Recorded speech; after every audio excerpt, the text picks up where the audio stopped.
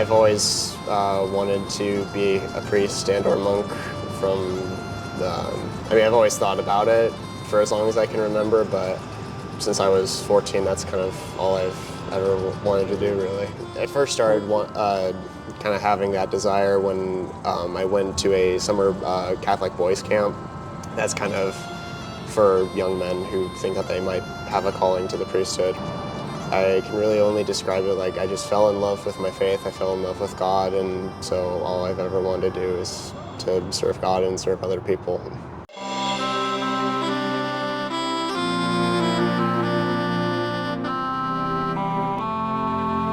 Downtown Chicago. I mean, how did you, I would think monastic life would be more contemplative. Yeah, so I use the term monk kind of broadly just because if you know, a lot of people just don't know the specifics of it. So specifically, I was what was called a canon regular. And so they're kind of a cross between a monk and a parish priest. Explain the lifestyle while you were there. So the community I was with, we were very very parish based. So my community, we ran churches. So we had one of the largest parishes in the Diocese of Chicago, and so the community life was so the first couple of years were very much focused on formation.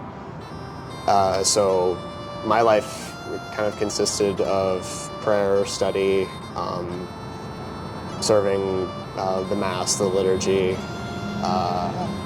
and just kind of helping out around the parish. So it was definitely more of a contemplative life than, say, a priest was who is in our community, but that's kind of the structure of formation that we had. Did you have days off? We did have days off, and you know, my brothers and I, we would go for like bike rides around the city, or we had a kind of a retreat center out in Michigan, out in the country, that we would go to every so often. And yeah, so technically days off.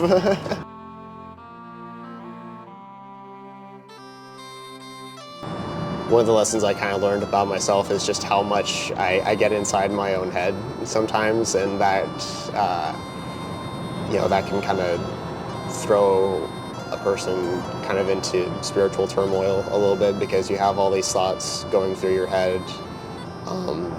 You know, and I've been very blessed in my life.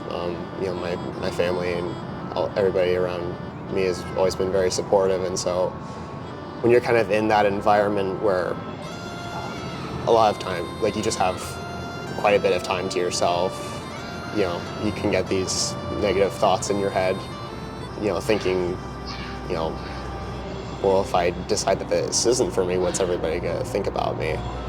So just kind of learning to put those thoughts aside and to realize that it doesn't matter in the end, even if people, you know, did think negatively of me, you know, it doesn't really matter in the end, because I'm not doing this for anybody else except our Lord.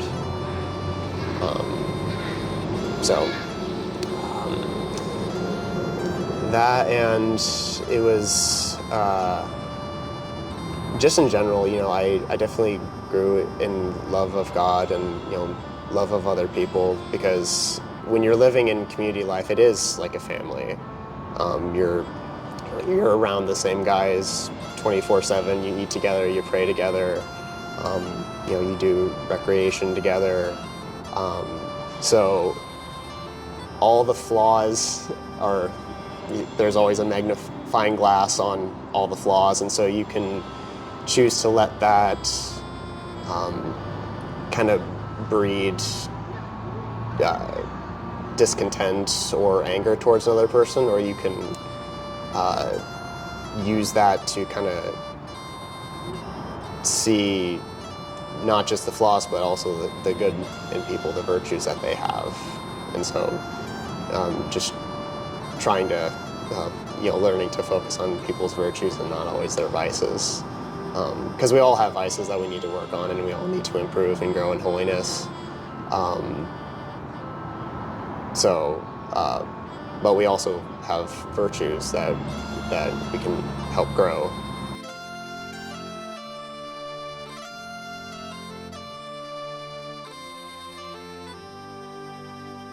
It was hard to leave because, I really loved the life there, and I loved the people in the parish. I loved my community, so it was very hard to leave. I left on very good terms, and I still have a good relationship with everybody.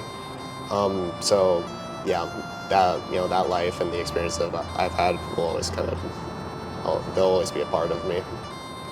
Despite how much I loved it, there was just a kind of a lack of peace in my heart, and so I had to discern, why it is that was, because on the surface I was happy, so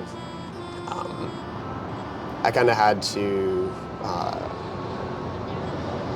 really take some time to pray about it, and I think I kind of realized that as much as I loved it there, God wasn't calling me to that community for the rest of my life. So That's where you would have been? right, yeah.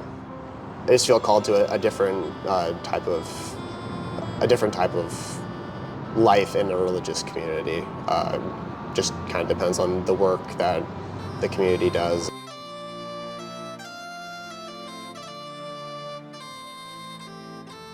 Right now I'm visiting some other ones in the country. Actually, in a couple of weeks I'm going to visit the Franciscans, and so they work a lot with the poor and kind of a little bit more hands-on with the work that they do.